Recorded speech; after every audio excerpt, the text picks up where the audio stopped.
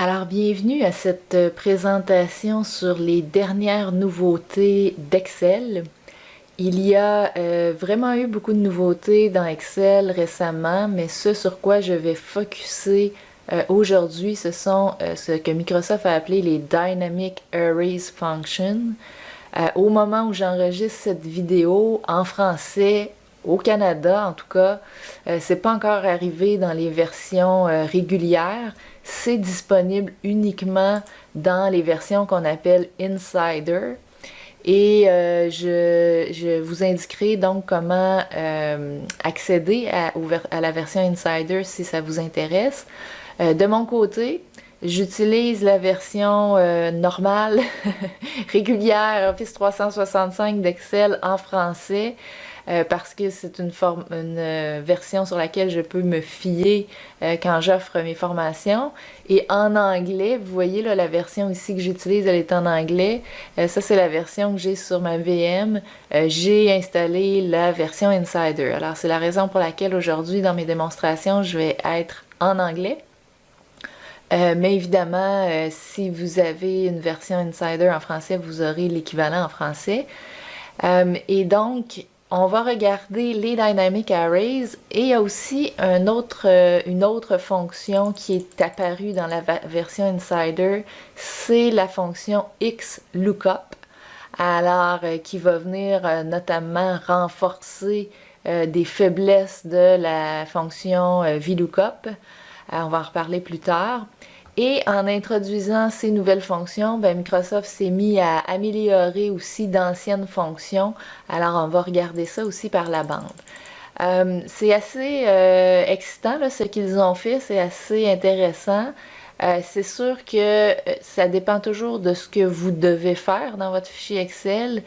Moi, je suis depuis l'apparition de Power Query une grande fan de Power Query parce que ça fait tout ce qu'on va voir ici se ferait dans Power Query avec la beauté que Power Query va l'automatiser, va s'ajuster.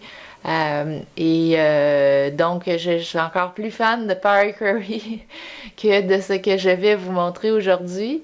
Mais n'en demeure pas moins que c'est une grande avancée au niveau des fonctions dans Excel. Alors, dans Excel, il existe depuis longtemps les formules matricielles, ou en anglais on les appelle les Array Formula. Donc ça, c'est des formules qu'on introduit avec la touche CTRL-SHIFT-ENTER. Alors c'est ce que j'ai appelé CSE ici. Par exemple, vous auriez, je sais pas, la plus populaire, c'est la fonction transposer. Je veux transposer mon 1, 2, 3 en colonne ici. Je peux faire la fonction transpose. Je peux aller sélectionner mes données. Vous voyez que j'ai d'abord sélectionné 3 cellules en colonne. Je ferme ma parenthèse, mais avant de cliquer sur Enter, je fais CTRL-SHIFT-ENTER. Et là, vous voyez apparaître ici les accolades. Ça, c'est ce qu'on appelle une fonction matricielle, donc Array Formula en anglais. Et vous voyez que ça a permis de faire la transposition ici. C'est intéressant les Array Formula, mais c'est difficile à apprendre. Il y en a qui sont complexes. Il y a la touche CTRL-SHIFT-ENTER qui n'est pas toujours évidente à insérer. Et c'est toujours pour des plages bien délimitées. C'est pas quelque chose d'évolutif non plus. Et là, vous voyez dans chacune des cellules, donc c'est la même fonction. Si vous regardez dans la barre de formule, c'est la même fonction que l'on voit. Et je peux jamais effacer seulement une des cellules. Il faut vraiment que j'efface l'ensemble.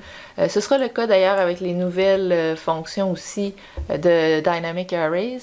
Mais bref, elles vont vous offrir beaucoup plus de flexibilité que les versions originales là, des fonctions matricielles. Alors, dans les nouvelles fonctions, on a les fonctions suivantes. La fonction sort qui permet de trier une plage de données ou un tableau. Sort by qui trie les données en fonction d'une ou de plusieurs colonnes. On a maintenant la fonction filter qui filtre une plage de données.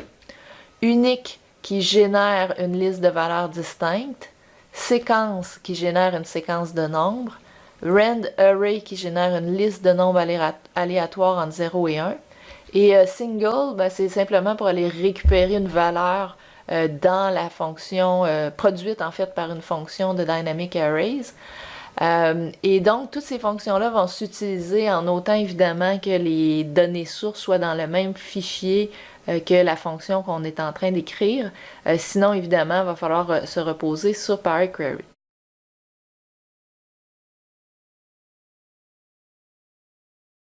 Alors, la première fonction qu'on va regarder ensemble, c'est la fonction sort. Alors, la fonction sort, vous voyez ici comment elle se décline. Il y a finalement 4 paramètres. Il y a le array qui est la plage à trier. Je vais me positionner ici en fait. Il y a le sort index qui est un nombre qui indique la ligne ou la colonne à trier. Le sort order, c'est le nombre qui va indiquer si on doit trier en ordre ascendant, ça va être 1, descendant, moins 1. Et by column, ben, c'est une valeur logique qui indique si on doit trier en ligne ou en colonne. Alors, en colonne par défaut, true, en ligne, c'est false. Alors, comment ça fonctionne? On va voir plusieurs exemples ici. Dans le premier exemple, vous voyez, j'ai une colonne de noms, on va appeler ça des noms, même si c'est des lettres de vendeurs. Et ce que je fais, c'est que j'écris simplement dans la première cellule ma fonction. Alors, je vais le refaire juste à côté pour la première, mais vous allez voir, c'est toujours le même concept. Alors, je n'ai pas à sélectionner toutes mes cellules. J'écris la fonction directement dans ma première cellule ici. Ma fonction, c'est sort. Alors, on voit bien les 4 paramètres ici. Je veux trier la plage de données qui est juste ici. Et je veux la trier, donc, si on regarde les paramètres, là, je veux la trier en colonne et je veux la trier en ordre ascendant. Alors, 1, 1, je clique sur Enter et vous voyez, ça s'est répandu. Alors, je n'ai pas à sélectionner toutes ces cellules-là, ça s'est répandu automatiquement. Et si je clique dans chacune des cellules, regardez, la première, c'est vraiment en noir ici, c'est là où la formule démarre. Et en dessous, là où ça s'est rempli par défaut, c'est grisé. Alors, c'est sous-entendu que c'est toute la même formule. Et vous voyez d'ailleurs le cadre apparaître autour. Eh bien, c'est comme ça que fonctionnent les nouvelles fonctions de Dynamic Arrays ou les fonctions matricielles dynamiques en français. Alors, j'ai fait quelques autres exemples. Par exemple, ici, je vais prendre ça comme ça, j'ai laissé un espace pour voir ce qui se passerait. Et c'est plutôt intéressant parce que on fait fi de l'espace, on prend ce qui est en dessous. Donc, même si les données ne sont pas connectées ensemble, on a mis un 0 à la fin pour représenter cet espace-là. Alors, ça fonctionne très bien. Ce qui n'est pas le cas notamment quand on prend la fonctionnalité de filtre ici. Alors ça, c'est un point positif pour la nouvelle fonction de sort. Alors j'ai dit filtre, mais filtre et sort, là, filter et sort, c'est un peu les mêmes comportements. Ensuite, ça fonctionne autant sur du texte que sur des nombres. Donc ici, j'ai trié en ordre alphabétique, mais évidemment, je pourrais aussi trier une colonne de nombres.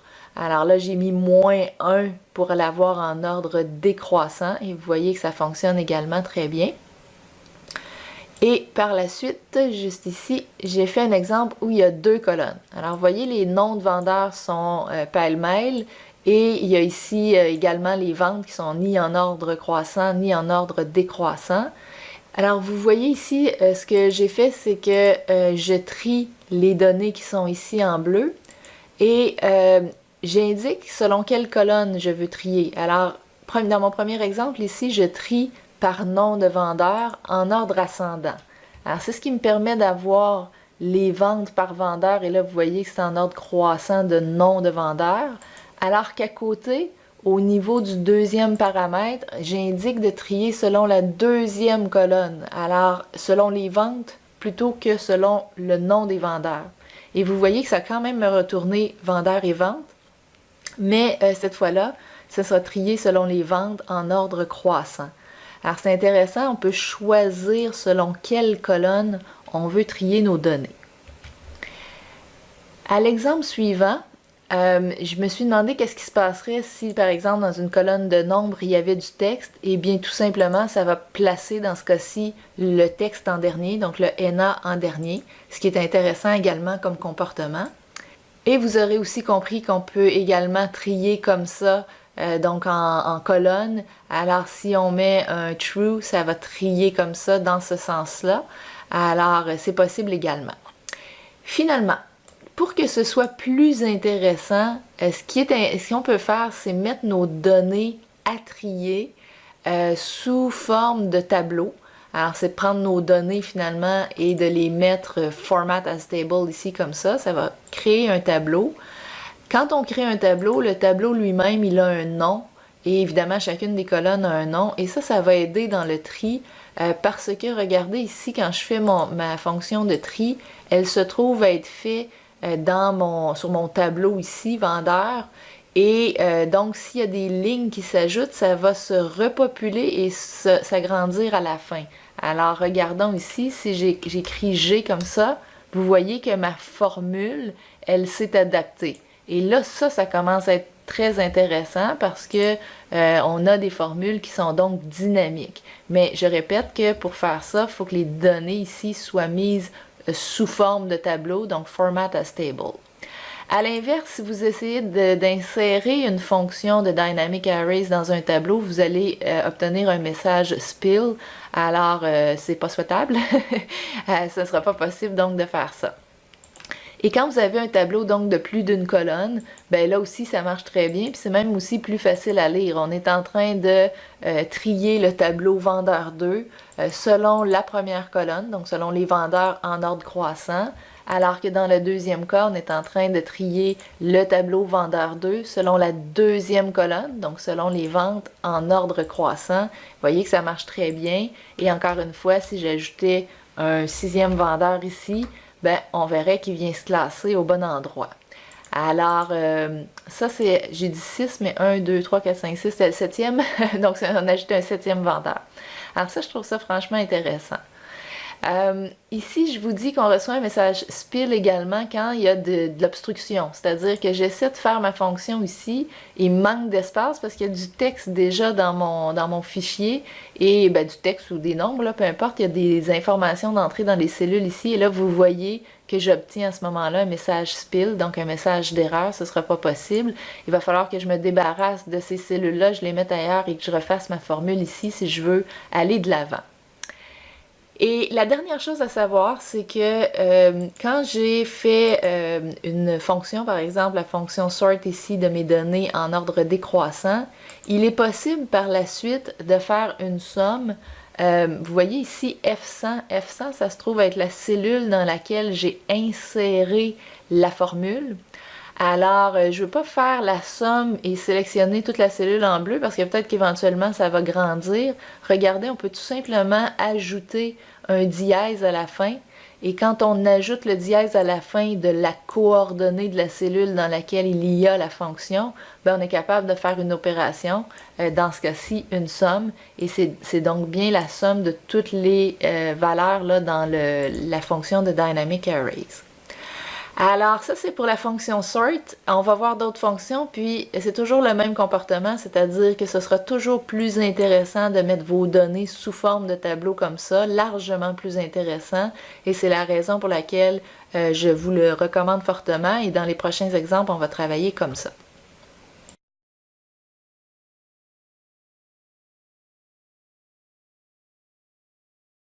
Au-delà de la fonction sort, on a aussi la fonction sort by. Et la fonction sort by, elle va aussi trier des données, bien évidemment. Ce qui est intéressant, c'est regarder les 1 et les 2. C'est qu'elle va pouvoir trier selon une première colonne, selon un certain ordre, et ensuite selon une deuxième colonne, selon un certain ordre. Et vous voyez les 3 points, donc ça veut dire qu'il pourrait y avoir aussi une troisième colonne, et ainsi de suite. Alors, ce serait possible de l'utiliser aussi un peu de façon similaire à la fonction sort. Si je faisais ça, il me faudrait regarder ici j'ai ici deux formules différentes. En fait, je ne serais pas obligée de le faire comme ça, mais je vous montre. Je suis en train ici donc de trier la colonne vendeur par la colonne de vente en ordre décroissant. Donc, c'est en train de me mettre mes vendeurs selon l'ordre décroissant des ventes. Et à côté, oups, désolé, à côté, ce que j'ai fait, c'est que j'ai trié la colonne de vente selon les ventes en ordre décroissant, donc en 2 étapes, et ça me retourne donc la liste des vendeurs selon les ventes qu'ils ont fait en ordre décroissant. Bon, c'est pas l'usage premier, là, mais je vous montre le comportement. L'usage premier, c'est plutôt celui-ci. Là, j'ai des vendeurs, des régions, des ventes. Regardez la formule quand je l'inscris ici dans la cellule G28, elle va donc se répandre dans tout l'espace ici. Et ce que je suis en train de demander, donc, c'est d'appliquer tout ça dans mon tableau vendeur 4, qui est mon tableau ici. Et je demande dans ce tableau-là, donc, de trier la colonne région en ordre ascendant et ensuite la colonne vendeur en ordre ascendant. Alors, si vous regardez le résultat, ça me donne mes 3 colonnes. Il y a effectivement un tri qui est fait d'abord au niveau des régions et ensuite dans chacune des régions, les noms de vendeurs sont classés en ordre alphabétique. Dans la section ici, c'est un petit peu différent. Là, si vous regardez à la fin, les 2 derniers sont inversés. Ce que j'ai demandé, c'est toujours d'aller dans mon tableau de vendeur 4 ici, trier par région en ordre croissant. Donc, ce premier ordre de tri, c'est le même. Mais le deuxième ordre, je demande par vente en ordre décroissant. Alors, ce qu'on voit, c'est que dans la région centre, on a mis en ordre décroissant les ventes 200-100. Dans la région nord, 400-300. Et dans la région sud, 500-150. Alors que de l'autre côté, dans la région sud, souvenons-nous, c'était les vendeurs en ordre alphabétique croissant qu'on a présenté. Alors ça nous permet de faire plusieurs niveaux de tri dans notre formule et ça commence à être intéressant. Puis encore une fois, si j'ajoute des données ici, ça va se dynamiser et ça va augmenter les lignes en question.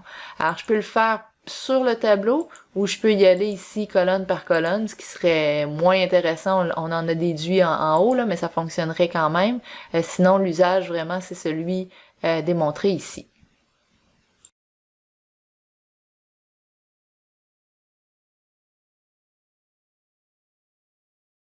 Alors, il y a aussi dans les fonctions de Dynamic Arrays la fonction Filter qui a 3 paramètres.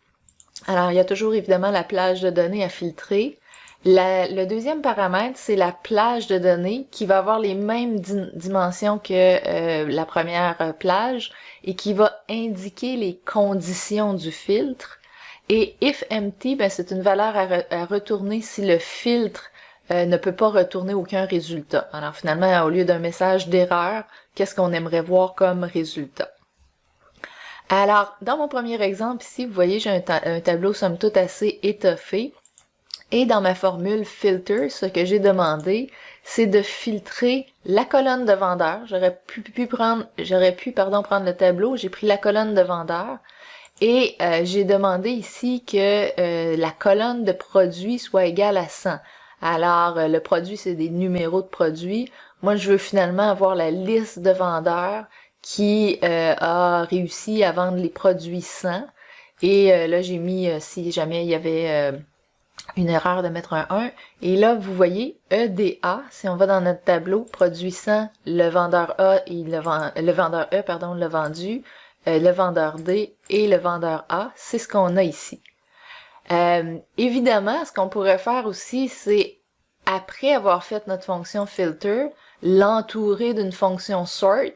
Alors, on se mettrait à trier la plage de données produite par notre fonction filter. Et là, on pourrait dire donc de trier selon la première colonne et en ordre croissant comme ça. Alors, au lieu de voir le résultat comme étant EDA, on verrait ADE en ordre croissant. Après ça, ce que j'ai fait ici, c'est un exemple. On va voir qu'on va mettre un petit peu plus de dynamisme. J'ai mis 2, appelons ça des critères, donc produit 100 et région sud. Et vous allez voir que l'astérisque que je vais utiliser dans la prochaine fonction, ça représente une condition et. Alors, ce que j'ai fait, regardez, ça concerne toutes les colonnes ici. Pourquoi ça concerne toutes les colonnes? C'est que je me mets à filtrer le tableau complet. Alors, vente 3, c'est le tableau au complet. Ça, c'est ce que je filtre. Et le fameux astérisque, il est ici. Il est utilisé un peu comme dans une fonction SUMPROD avec des conditions ou SUMPRODUCT si vous travaillez en anglais. Et donc, je peux séparer mes conditions comme ça. Et je suis en train de lui demander de faire en sorte que dans la colonne produit, ce soit égal donc à 100 et dans la colonne région, ce soit égal à sud. Alors, il faut que les deux conditions soient réunies et sinon, donc, s'il n'y a pas de résultat, mettre rien. Et donc, il y a juste une ligne qui a à la fois la région sud et le produit 100. Mais par exemple, si je changeais pour le produit 103, vous allez voir ici, c'est complètement dynamique. Alors là, ça commence à être assez intéressant, le dynamisme de la chose. Puis même chose, je répète encore, mais c'est important de comprendre que si j'ajoute des données ici, là, ça va être dynamique également. Encore une fois, j'aurais pu aussi, en fait, si je remets 103 comme ça ici, ça va me sortir DAC. Ben, si je voulais mettre en ordre, là j'ai mis en ordre croissant de quoi, je ne sais plus, on va regarder, deuxième colonne, ok, donc en ordre croissant de vendeur, ben je peux le faire, vous voyez, j'ai simplement imbriqué ma fonction de filtre dans une fonction de tri, et j'ai demandé à trier en ordre croissant de nom de vendeur tout simplement ici. Maintenant, le dernier exemple ici, je vous indique que le plus, ça représente une condition OU. Alors, c'est le même exemple qu'en haut, sauf qu'on va utiliser le plus au lieu de l'astérisque. Et donc, ce qu'on est en train de demander, c'est la liste des transactions ici qui a soit le produit 100, soit la région sud. Alors, si vous regardez, soit qu'il y a sud ici, quand il n'y a pas sud, ben ça veut dire que c'est le produit 100. Et où il y a un cas aussi où c'est à la fois sud et 100. Alors, assez intéressant, somme toute, les fonctions de filtre, ça l'amène plus de dynamisme, certainement, plus quand je parle de dynamisme, ce que je veux dire, c'est quand on ajoute des nouvelles données, ça va se refaire, se recalculer et se remplir vers le bas correctement. Et c'est sans doute cet aspect-là qui me paraît le plus intéressant au niveau des nouvelles fonctions de Dynamic Arrays.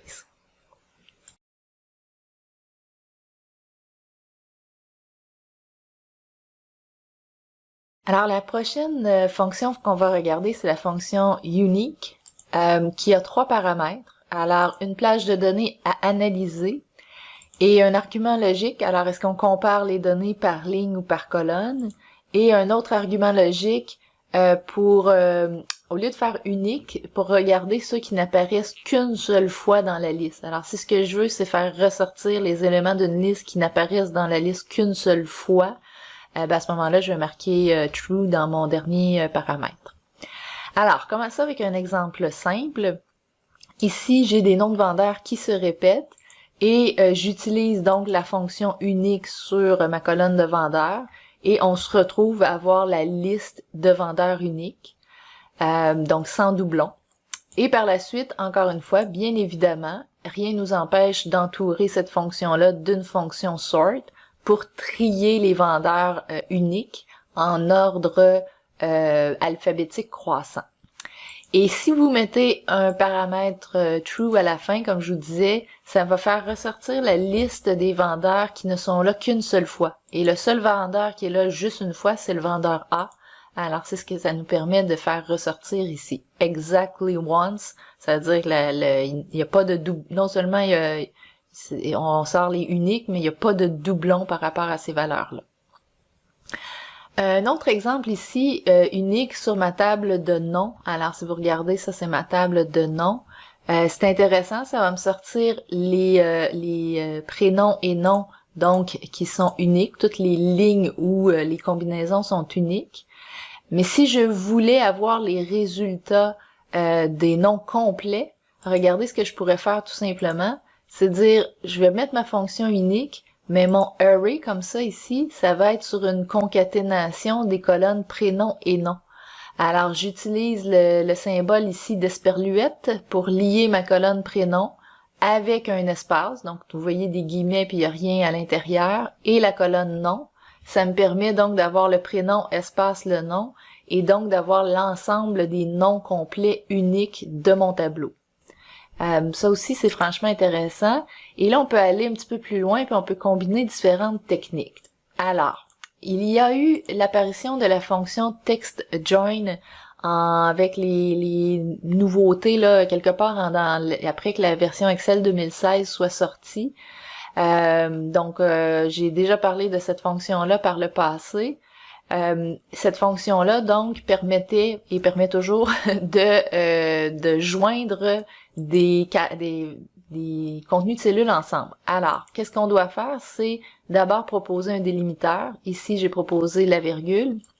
Dire si on veut ignorer dans notre concaténation d'éléments les espaces vides. J'ai dit oui, j'aimerais les ignorer. Et on indique donc qu'est-ce qu'on doit joindre, les valeurs de quelle colonne on doit joindre ensemble. Et j'ai spécifié ici la colonne de prénom. Alors, cette formule-là, si vous regardez bien, elle me permet, de lister avec des virgules tous les noms de la colonne en ignorant les espaces vides. Alors, vous voyez, Isabelle, Julie, Sophie, Annie, Mélissa, Mélanie, Julie, Audrey, Julie. Il n'y a pas d'histoire de enlever les doublons, là, ça prend vraiment toutes les valeurs qu'il y a là. Quand on combine cette fonction-là avec la fonction unique, qu'est-ce qui est intéressant, c'est que on peut demander de faire les jointures, là, les associations sur la colonne de prénom, mais juste les valeurs uniques. Alors là, on va se débarrasser des répétitions de Julie notamment. Et si vous me suivez bien, on pourrait en plus utiliser la fonction sort pour faire en sorte que la colonne de prénom, non seulement il n'y a pas, on fait fi des espaces, on fait fi des doublons, mais on la trie aussi en ordre alphabétique. Et là, vous auriez à ce moment-là une liste des prénoms comme ça en ordre alphabétique unique. Et si vous me dites, moi j'aimerais mieux l'avoir avec les noms de famille, ben c'est possibilité aussi. Il y a différentes façons d'utiliser en combinaison vos différentes fonctions. Alors regardez ici, j'ai repris ma fonction unique pour avoir la liste des noms complets sans doublons. Et par la suite, qu'est-ce que j'ai fait? C'est que j'ai fait mon text join sur cette colonne-là. Et je me suis aussi permis ici de trier le tout. Et je ne sais pas si vous remarquez, mais pour faire mon text join, j'ai vraiment appliqué le tout sur F67 dièse. Alors, c'est le petit truc dont j'ai parlé tantôt. F67, c'est la cellule dans laquelle mon Dynamic Arrays réside. Alors, j'ai pas sélectionné mes cellules ici, parce que peut-être que ça va grandir, ça, plus tard, peut-être que ça va se rapetisser. Alors, pour que ce soit dynamique, j'ai plutôt référé à ma cellule F67 qui comprend la fonction de Dynamic Arrays, suivie d'un un dièse, et ça rend le tout dynamique.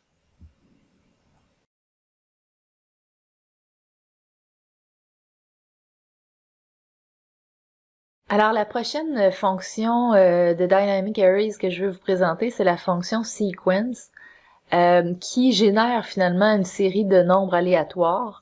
Elle a 4 paramètres. Souvenez-vous que les paramètres qui sont entre crochets, c'est toujours des paramètres optionnels. Dans tous les cas, vous pouvez spécifier donc un nombre de lignes à retourner, un nombre de colonnes à retourner, le premier nombre de la séquence et le nombre d'incréments subséquents. Pour moi, c'est quelque chose d'excessivement excitant parce que je passe mon temps à créer des exemples pour faire des formations, pour faire des articles de blog, pour répondre à des questions sur le forum. Et je passe donc mon temps à inventer des données. Et vient un temps où ça devient irritant. Alors d'avoir cette nouvelle fonction-là, c'est excessivement intéressant pour moi. Pour des besoins corporatifs, j'ai encore de la misère un peu à cibler le besoin, mais je vous explique quand même. Peut-être que vous saurez me dire d'autres applications. Alors, vous voyez ici, Sequence, j'ai mis le nombre de lignes 2, nombre de colonnes 3. Alors, j'ai pas spécifié de nombre de départ, rien. Alors, vous voyez qu'il y a bel et bien donc 2 lignes, 3 colonnes. On a généré 1, 2, 3, 4, 5, 6. Dans le second exemple, 2, 3 toujours, mais j'ai mis une valeur de départ qui est 100. Alors, vous voyez que par défaut, ça va commencer à 100 et ça incrémente de 1. Donc, 100, 101, 102, 103, 104, 105. Si maintenant je veux pas incrémenter de 1, mais je veux incrémenter de 10, ben je l'inscris donc dans mon dernier paramètre, step ou intervalle. Alors vous voyez, ça commence à 100, ça me génère des valeurs sur 2 lignes, 3 colonnes, et c'est par espacement ou intervalle de 10. Alors, ça pour moi, c'est comme je vous dis, c'est intéressant. J'ai regardé, y a-t-il d'autres applications? Bon, j'ai pensé ici, par exemple, 1, 12, ça va nous générer les chiffres de 1 à 12. Et par la suite, je me suis dit, on pourrait donc s'arranger pour faire, par exemple, la date d'aujourd'hui. Alors, l'année d'aujourd'hui, le mois, ce serait une séquence de 1 à 12 et le jour, ce serait 1. Quand j'ai fait ça, je me suis rendu compte donc que ça fonctionnait, mais les chiffres ici générés, les valeurs générées, c'est des nombres. Alors, il faut dans un deuxième temps appliquer notre format. Et qu'est-ce que ça permettrait de faire? Ben, ça permettrait de générer le premier du mois sur 12 mois. Mais là, il y a déjà des fonctions d'Excel qui nous permettent de faire ça, mais j'essayais de chercher des choses à faire de ce côté-là. J'ai fait la même chose ensuite, sortir la date comme ça de la même façon, puis je l'ai mis en texte pour sortir le mois plutôt que la date au complet comme telle. Alors ça, ce serait une autre application. Mais évidemment, là aussi, on a déjà des trucs avec les listes personnalisées qui nous permettent de faire ça. Alors, une fois que vous aurez ça entre les mains, vous me direz ce que vous en faites. Moi, je le sais pour moi, qu'est-ce que je vais faire avec cette fonction-là. Je sais pas de votre côté, j'aimerais beaucoup entendre ce que vous allez en faire. Mais donc, je vous donne un autre exemple ici. Nombre de lignes 5, nombre de colonnes 6. Donc ça, c'est la dimension de ma matrice.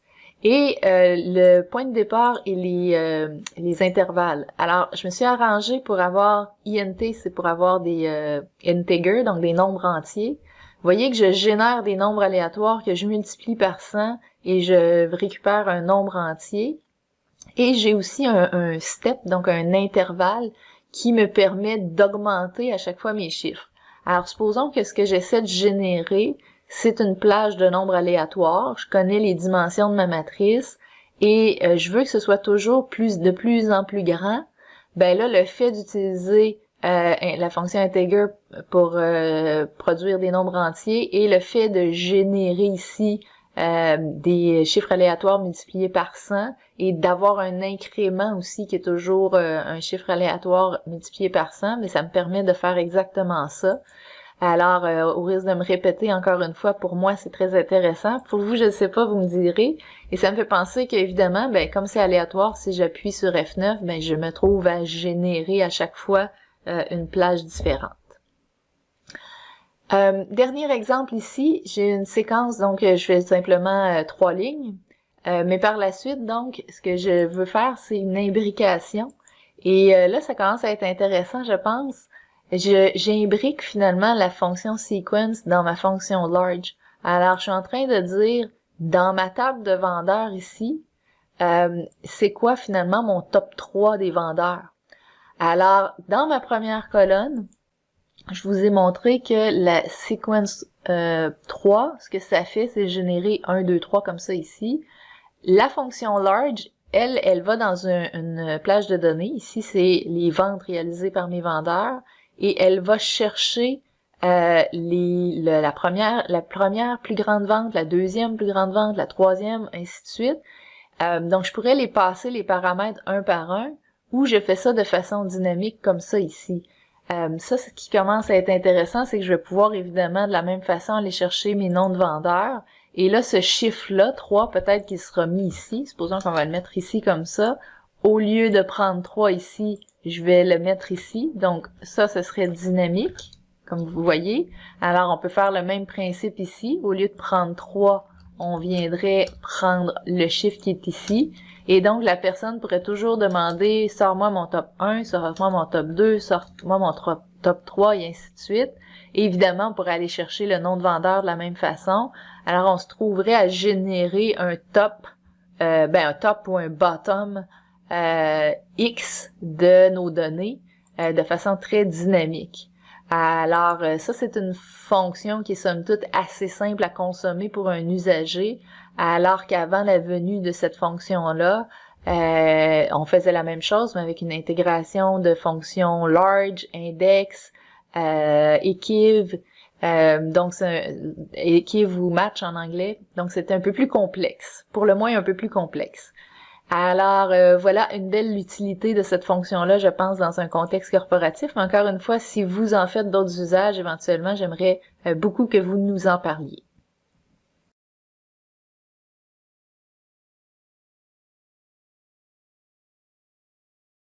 Alors, au-delà de la fonction sequence, on a aussi la fonction maintenant brand array, qui permet de générer des plages de nombres aléatoires.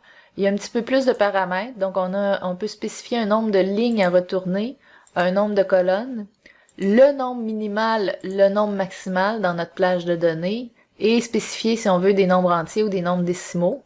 Alors, par exemple, ici, je mets 2 lignes, 3 colonnes. Alors, ça fait que générer 2 lignes, 3 colonnes. Vous voyez qu'il y a des nombres décimaux là-dedans.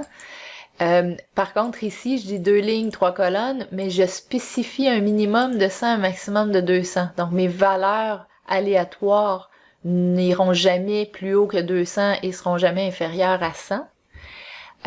Et ici, ce que je fais, c'est la même chose, mais avec un paramètre true pour dire, ben, je veux pas des nombres décimaux, finalement, je veux des nombres entiers. Alors, encore une fois, ça permet de générer des données aléatoires. J'ai pas trouvé d'application pratique hyper intéressante. Vous saurez me dire ce que vous en faites.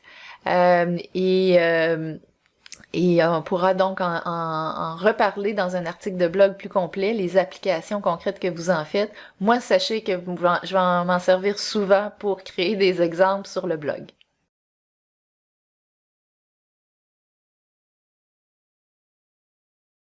Alors, il y a un nouveau concept qui est apparu avec les Dynamic Arrays. En fait, je dis nouveau, c'est pas tellement nouveau, c'est repris du concept de mise en forme de tableau des données. Alors, je vais revenir ici dans un tableau. Ça, c'est des données mises sous forme de tableau.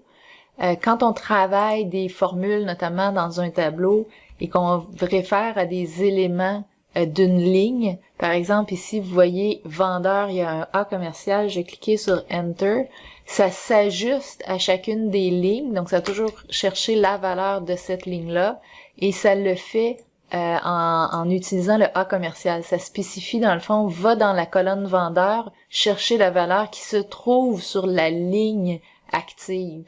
Alors, ça, c'est un concept qui a été intégré avec l'apparition des tableaux, donc quand on fait un format as table, et c'est repris le même concept de A commercial dans les Dynamic Arrays. Alors, c'est un détail, c'est difficile à saisir au départ, là, mais grosso modo, regardez ici, j'ai des nombres. J'ai fait une fonction unique pour avoir la liste des nombres uniques. Si j'utilisais la fonction D18 à D22, ce que ça me générerait, vous le voyez, c'est grisé, c'est encore une fois un Dynamic Arrays qui me ressort les valeurs ici. Alors que si je veux ressortir vraiment juste chacune des valeurs une à une, je peux le faire avec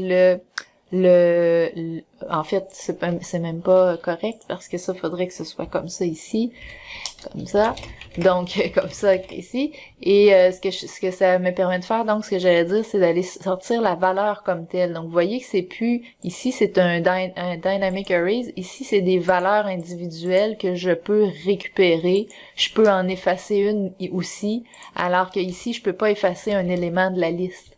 Alors c'est la différence entre faire affaire avec, ou en tout cas aller extraire les valeurs comme telles de la liste, de la plage, ou aller faire ressortir la plage comme telle.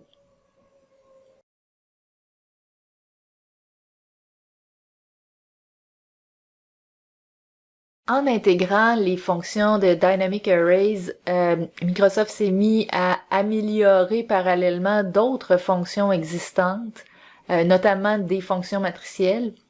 Il y a deux choses qui me sont apparues intéressantes là-dedans, notamment l'usage de la fonction frequency, qui est une ancienne fonction matricielle là, qui s'utilise avec le Ctrl-Shift-Enter, mais dans la nouvelle version, on n'a plus besoin du Ctrl-Shift-Enter et ça nous permet notamment de faire des choses comme les suivantes.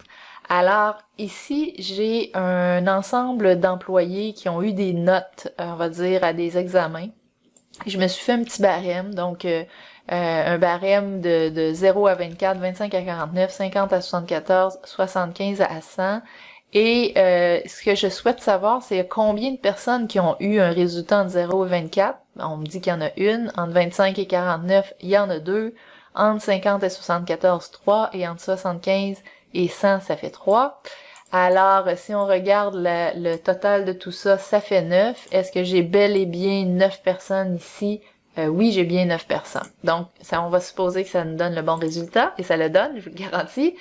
Et regardez ce que j'ai utilisé dans le fond, c'est que je suis allée faire une fonction frequency. Je rappelle que dans la version donc Insider d'Excel qui possède les fonctions de Dynamic Arrays, je n'ai plus à utiliser le Control Shift Enter. Alors, je suis dans ma colonne avec les notes et j'ai défini des des bins. Alors, les bins, c'est les intervalles. Vous voyez que ça prend la valeur maximum. Alors, quand on indique 24, ce que ça signifie, c'est combien il y en a qui ont eu en bas de 24. 24 et moins. Et même chose pour le 49, le 74. Et j'ai arrêté ma fonction à 74 parce que ça crée toujours une dernière réponse pour tout ce qui n'est pas inclus dans le dernier niveau. Donc, tout ce qui n'est pas inclus dans 74 et moins, ça va être inclus ici. Alors, c'est un usage que je trouve assez intéressant. Vu qu'on n'a plus besoin du Ctrl Shift Enter, si on travaille aussi avec les tableaux ici qui sont dynamiques quand on ajoute des lignes, je trouvais que ça devenait assez intéressant comme fonction, assez simple aussi à utiliser. Dans le même ordre d'idée, il y a quelque chose qui s'est amélioré, puis c'est au niveau de la fonction SUMIFS. C'est dans une situation très particulière, mais je vais vous expliquer. Alors, vous voyez ici, j'ai des vendeurs, des ventes. J'ai fait une sélection de vendeurs.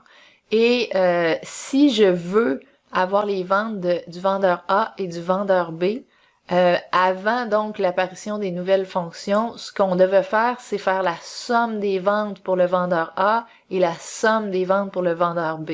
Alors, on faisait un somme.ci. On disait quand dans la colonne vendeur, c'est égal au vendeur A, fait la somme des ventes. Et après, on faisait la même chose pour le vendeur B. Maintenant, ce qu'il est possible de faire avec un SUMIFS, donc un SUMIFS avec un S, c'est de dire, en fait, ici, le SUMIFS, il sert pas à grand chose parce qu'il y a juste une condition, mais vous allez voir dans l'exemple suivant, il va être utile. C'est que je suis en train de dire, dans le fond, va faire la somme des ventes quand dans la colonne vendeur, c'est égal au vendeur ici, et fait la somme de tout ça par la suite. Alors, ça me donne le même résultat avec une fonction qui est somme toute pas mal plus légère. Et elle devient vraiment intéressante quand le SUMIFS est utilisé vraiment comme il se doit, c'est-à-dire avec plusieurs conditions. Alors, non seulement ici, ma condition c'est vendeur A, vendeur B, mais c'est aussi le sud. Et là, regardez, si je devais faire ça avec mon addition de formules, eh ben, j'aurais deux formules qui vont aller chercher les ventes du vendeur A pour la région sud, plus les ventes du vendeur B pour la région sud. Et maintenant, je peux refaire la même chose que tantôt, mon SUMIFS, je vais cliquer juste ici, qui va donc dans ma table de vente, et mes critères sont les suivants. Donc, le vendeur doit être égal aux vendeurs qui sont là, ou les vendeurs doivent être égaux aux vendeurs qui sont là ici. Puis mon deuxième critère, la région doit être égale à la région qui est spécifiée à la ou les régions spécifiées ici. Et à la toute fin, on englobe ça dans une somme et ça nous donne 297. Ça veut dire quoi? Ça veut dire que dans un SUMIFS avec plusieurs conditions, je peux toujours mettre des tableaux de conditions, les allonger, les rapetisser, donc ajouter des éléments à supprimer, ce serait plus précis. Et ça va bien fonctionner. Et c'est somme toute digestible. Je peux consommer ça assez facilement. Alors qu'ici, plus je vais ajouter des conditions et plus il va y avoir plus je vais ajouter des boîtes de conditions et plus il va y avoir d'éléments dans une condition, plus ça va générer des formules monstrueuses. Alors on a quelque chose d'assez intéressant à ce niveau-là. Et ça semble s'être mis en place donc au moment où Microsoft s'est mis à développer les nouvelles fonctions. Alors on a bénéficié d'upgrade, d'amélioration de nos anciennes versions à travers ce beau processus-là, et c'est tant mieux.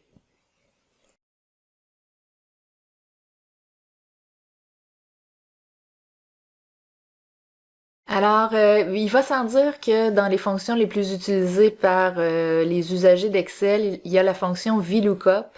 Et la fonction VLOOKUP a beaucoup de flaws, donc elle a beaucoup de faiblesses.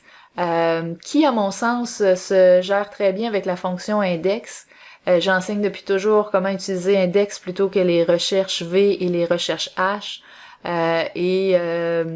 Personnellement, donc je vivais très bien avec le fait que recherche V avait des faiblesses puisque je ne l'utilise pas, j'utilise plutôt index et ça répond à tous les cas de figure.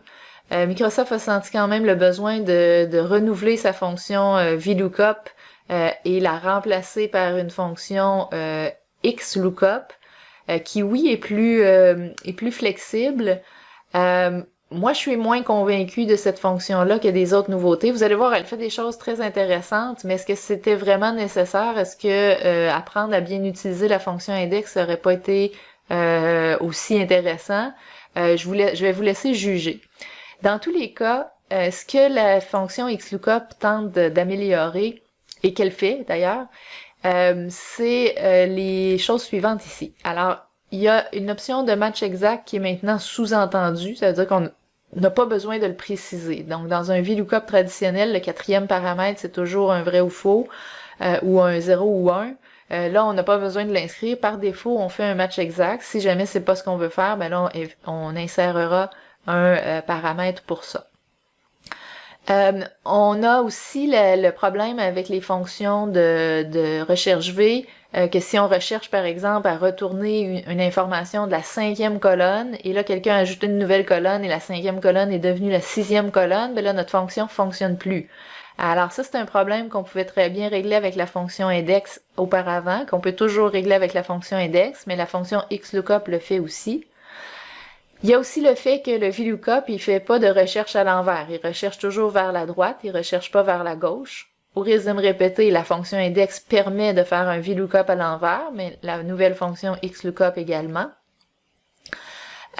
Effectuer une recherche soit verticale ou horizontale à partir d'une même fonction, c'était pas possible parce qu'avec VLOOKUP, on cherchait à la verticale, puis si on voulait chercher à l'horizontale, c'est avec le HLOOKUP. Maintenant, le XLOOKUP permet de faire soit un, soit l'autre. Et ensuite, on a enlevé l'obligation de trier les données quand il faut faire des matchs approximatifs. Alors, avec la fonction de VLOOKUP, il fallait trier en ordre croissant nos données pour que ça puisse fonctionner. Là, on a enlevé cette obligation-là.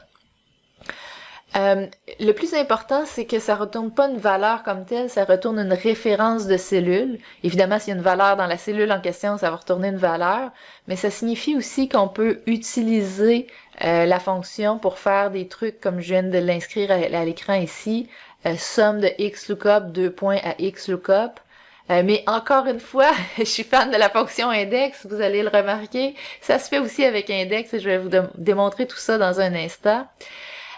Et donc, la fonction XLOOKUP peut retourner plusieurs cellules à l'intérieur d'un seul lookup. C'est une technique notamment qui est utilisée avec les fonctions index match-match ou index équive-équive, donc quand on fait un index sur plus d'une plage de données. Allons maintenant donc dans le vif du sujet. La fonction XLOOKUP, vous voyez qu'elle a de nombreux paramètres ici, 6 pour être plus précis. On a donc une valeur à rechercher, la plage de données qui contient la valeur recherchée, la plage de données qui comprend le résultat à retourner. Après ça, on a un match mode. Donc, est-ce qu'on est en match exact ou plutôt un match approximatif? Search mode, est-ce qu'on cherche du premier au dernier, du dernier au premier, et ainsi de suite. If not found, c'est valeur affichée quand il y a une erreur. Alors, allons-y avec nos exemples. Il n'y a rien de mieux qu'un exemple pour bien comprendre. J'ai un tableau ici, des employés, des numéros d'employés, des noms d'employés, salaire, bonus, rémunération. Je veux choisir un employé et obtenir, donc, si on regarde ici, l'employé numéro 4, c'est obtenir sa rémunération. J'ai, avec le VLOOKUP, donc, la possibilité de le faire comme ça. Un des problèmes, c'est que si j'ajoute une colonne, par exemple ici, là je peux pas le faire, je vais le faire ici, insérer colonne à la gauche, ben vous allez voir que ça détruit la formule parce que là on n'est plus, la rémunération n'est plus dans la colonne 5, elle était maintenant dans la colonne 6, alors ça fonctionne plus. On nous a donc introduit la fonction XLOOKUP, qui, elle, vous avez vu quand j'ai ajouté la colonne, elle a continué de fournir le bon résultat. Donc, qu'est-ce qu'elle fait? Elle recherche le 4 ici, le numéro d'employé. Elle le recherche non pas dans un tableau, mais cette fois-ci dans une colonne. Elle recherche dans la colonne ici employé et elle retourne un résultat qui, lui, se trouve à être dans la colonne rémunération. Alors, ça me retourne le même résultat. Ce que j'essayais de dire tantôt, c'est que la fonction index faisait déjà ça. Et donc, ce qu'on disait, c'est on va aller regarder, on va aller en fait, le résultat que l'on doit retourner se trouve dans la colonne rémunération. La ligne sur laquelle on doit s'arrêter, ben ça dépend. Il faut aller voir le 4, il se trouve à quelle position dans ma colonne ici de numéro d'employé. Et ben le numéro de colonne, évidemment, c'est 1 parce qu'on cherche dans une seule colonne. Alors cette fonction-là et cette fonction-là ici, elles sont équivalentes. La prémisse de base de Microsoft, c'est de dire que XLOOKUP, elle est plus facile à comprendre pour un usager. Peut-être, probablement, si vous n'avez pas déjà fait l'effort de décortiquer index, quand même, il faut aussi comprendre que avant que tout le monde se mette à utiliser cette fonction-là, qui n'est même pas arrivée encore dans ma version en français ici au Canada au moment où j'enregistre cette vidéo, je suis présentement dans ma version en anglais Insider.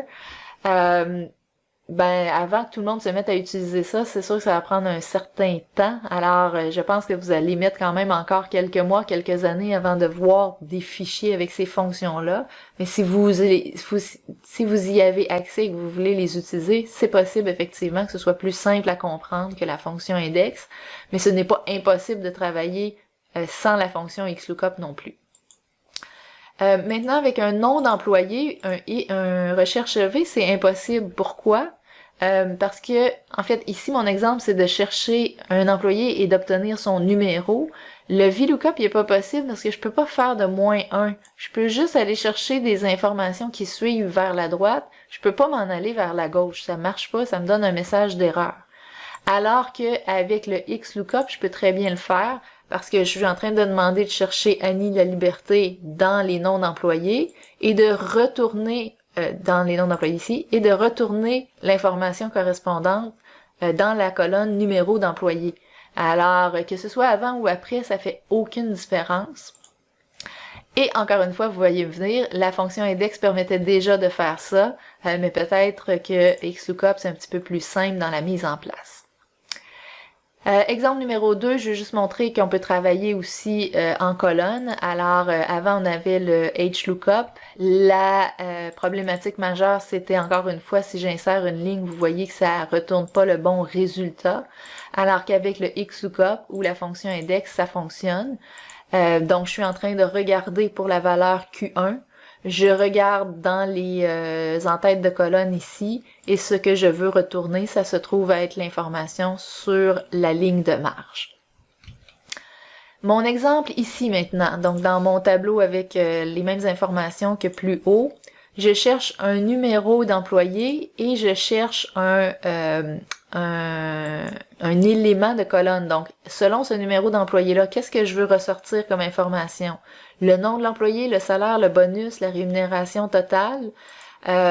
C'est donc un conventionnel index match-match. Alors, généralement, ce type de problématique-là, on le résout avec un index. On dit, dans mon tableau de salaire, faut que j'aille chercher une ligne, faut que j'aille chercher une colonne. La ligne, c'est déterminé avec une fonction match qui va finalement aller regarder le 8 qui arrive sur quelle ligne. Et la colonne, c'est aussi déterminé avec une fonction match qui va aller regarder salaire, ça se trouve être dans quelle position dans ma ligne qui représente les titres de colonne. Ça, c'est un traditionnel index match-match. Le XLOOKUP, il traite pas si bien que ça ce contexte-là, c'est-à-dire le contexte de faire à la fois un recherche H et à la fois un recherche V, mais il le ferait de la façon suivante. Donc, ce serait de dire, allons chercher le 8 dans la colonne des numéros d'employés, et là, on peut pas aller retourner retourner une plage parce que là, on est rendu dans l'autre sens. On est en ligne. Alors, pour faire ça, qu'est-ce qu'on peut faire? C'est réutiliser un XLOOKUP qui va dire, ben, va chercher salaire dans les headers, donc dans les titres de colonne ici, et par la suite, retourne-moi l'information du tableau salaire. Alors, on se trouve à faire un XLOOKUP imbriqué dans un XLOOKUP quand on veut faire à la fois un recherche V et un recherche H, ou autrement dit, un fameux index match-match ou index équive-équive.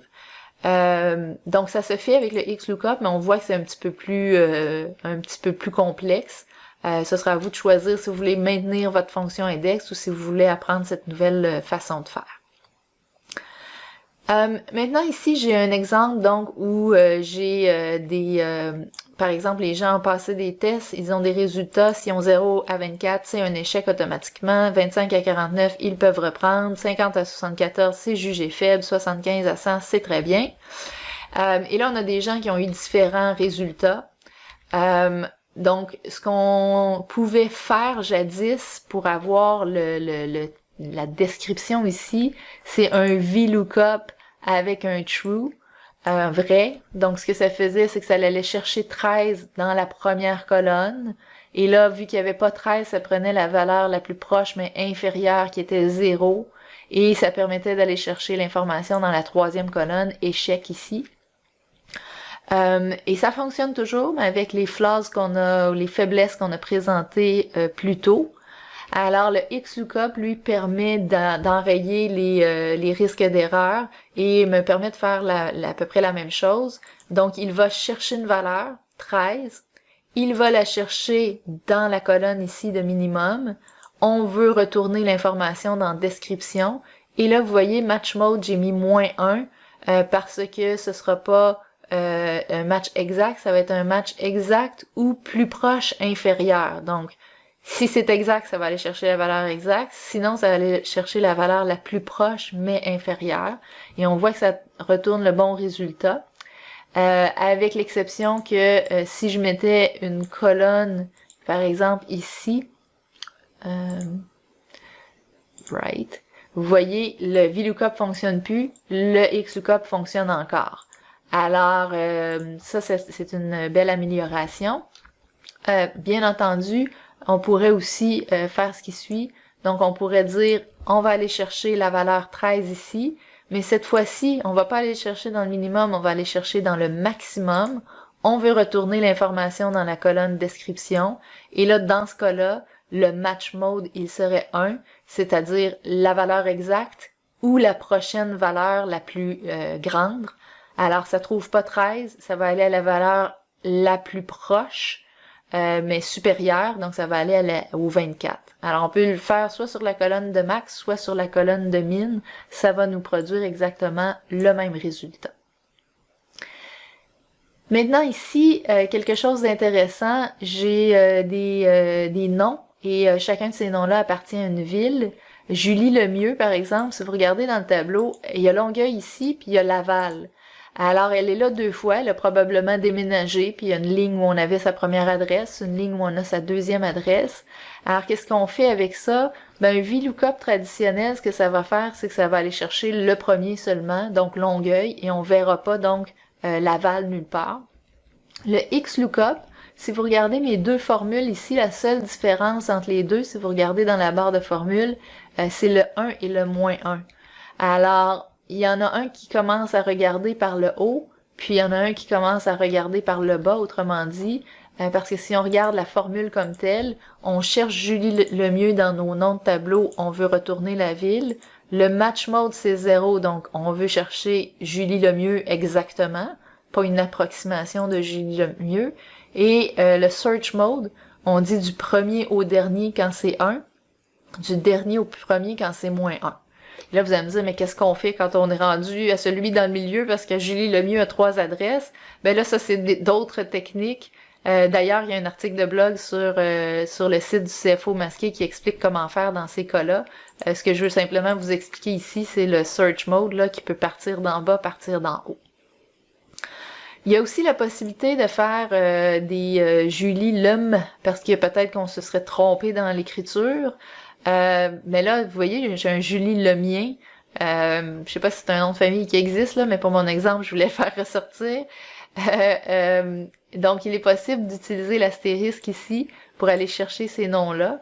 Donc, ce serait tous les noms qui commencent par L-E-M et ce qui s'ensuit. Ici, maintenant, j'ai séparé le prénom et le nom. Qu'est-ce qui est intéressant, c'est qu'avec le XLOOKUP, regardez ce qu'on peut faire. On peut dire, va chercher l'information qui concatène les deux, Isabelle et Lampron, excusez-moi, je vais juste me placer ici, dans le tableau, en fait, pas dans le tableau, dans les colonnes prénoms et noms qu'on concatène ensemble et également. Alors peut-être que le premier, Isabelle Lampron, ce serait surprenant que ce soit dans deux colonnes séparées, donc il n'y aurait pas le signe de concaténation ici, mais ce qui est intéressant, c'est surtout ici, c'est qu'on peut chercher si les informations ici sont pas concaténées ensemble dans mon tableau, j'ai pas besoin d'une colonne pour les concaténer, je peux le faire à même la formule et retourner donc dans ce cas-ci la ville. C'est impossible à faire avec VLOOKUP, c'est impossible à faire avec le index dans les versions où le XLOOKUP n'existe pas encore. Donc par exemple, moi dans ma version française, ça ne marche pas, mais dans ma version ici, ça fonctionne aussi. Donc, je suis capable d'aller chercher la concaténation de prénoms et noms ici dans la concaténation de noms de colonne, prénoms et noms également. Ça, c'est assez intéressant. C'est quelque chose qui était pas là jusqu'à maintenant. Et maintenant, là, on va regarder un dernier exemple. Ce qu'on va faire, c'est voir que la fonction index faisait ça aussi, mais qu'on le présente comme étant une nouveauté de la fonction XLOOKUP. Dans mon tableau ici, j'ai, on va dire que c'est des ventes par trimestre par année. Je veux savoir les ventes de Q1 à Q2 pour l'année 2019. Donc Q1, Q2, année 2019, c'est bien 296. Avec le XLOOKUP, ce qu'on nous dit, c'est... attendez, je vais me mettre ici. Vous pouvez donc faire ceci. Regardez pour Q1 dans la colonne ici en rouge et retourner l'information de la colonne 2019. Et là, on a mis le 2 points parce qu'on fait une somme. La somme de 7 références de cellules-là à 7 références de cellules-là. Ça, c'est ce que je vous avais dit plus tôt au niveau de la fonction XLOOKUP, c'est-à-dire que la fonction XLOOKUP ne retourne pas une valeur comme telle, mais plutôt une référence de cellules, ce qui fait qu'on peut l'utiliser dans ce genre de structure de fonction-là. Et le deuxième XLOOKUP, il est pareil, mais il utilise le Q2 comme borne supérieure dans ma somme, là. Alors, il va chercher le Q2 dans ma colonne de trimestre et va ramener l'information dans la colonne de vente de 2019. Ceci était également possible avec la fonction index avant parce que la fonction index aussi retourne une référence de cellule, donc c'est possible à faire également. Mais c'est vrai que peut-être c'est un petit peu plus allégé avec la fonction XLOOKUP. Ce qu'il est possible de faire également, c'est préciser un élément de début et de fin au niveau des trimestres et au niveau des années. Alors Q1, Q2, 2017, 2018, c'est les 4 cellules ici qui donnent 645. C'était, vous me voyez venir, possible avec index avant, mais ça se fait aussi maintenant avec la fonction XLOOKUP. Alors, si on regarde c'est deux XLOOKUP, si on regarde le premier, ça va chercher le trimestre dans la colonne de trimestre, mais là, on est obligé de faire une espèce de recherche hash. Donc, on a vu tantôt que quand on faisait ça, il faut imbriquer un XLOOKUP dans un XLOOKUP. Moi, je trouve que cette partie-là, elle est un petit peu plus complexe à comprendre. Mais dans tous les cas, donc, j'ai maintenant un XLOOKUP qui va regarder pour 2017 dans ma colonne ici d'année les valeurs de vente qui sont rattachées. Et là, on va faire la même chose avec le deuxième XLOOKUP, mais avec le Q2 et le 2018. Et finalement, on dit d'additionner les valeurs qui se trouvent entre les deux références qui sont produites par la fonction. Donc, ça, c'est des contextes pas mal plus complexes, mais qui se font donc avec la fonction XLOOKUP comme il se faisait jadis avec la fonction index.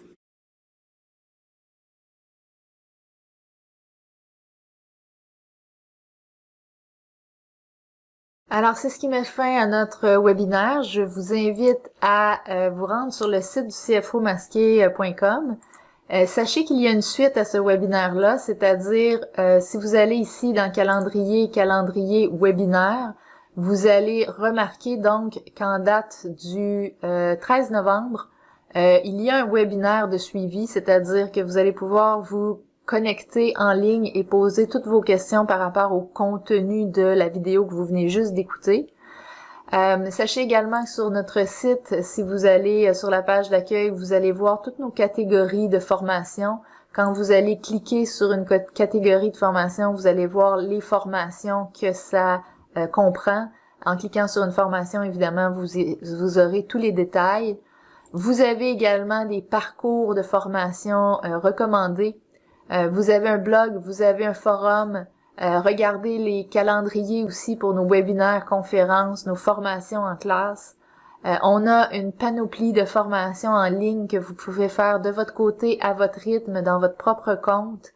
Et évidemment, on offre les formations en entreprise à des groupes d'individus qui seraient intéressés. Regardez au passage nos outils Excel, nos différentes galeries. Et également, sachez que vous avez des formules économiques, donc les abonnements, c'est ce à quoi ça sert, notamment pour les formations en ligne, les outils et les formations en classe. Alors, j'espère que vous avez apprécié cette vidéo avec les dernières nouveautés d'Excel et que ça vous donnera envie d'en apprendre davantage. J'espère vous voir dans notre... pas vous voir, mais en tout cas, j'espère que vous pourrez assister à notre prochain webinaire.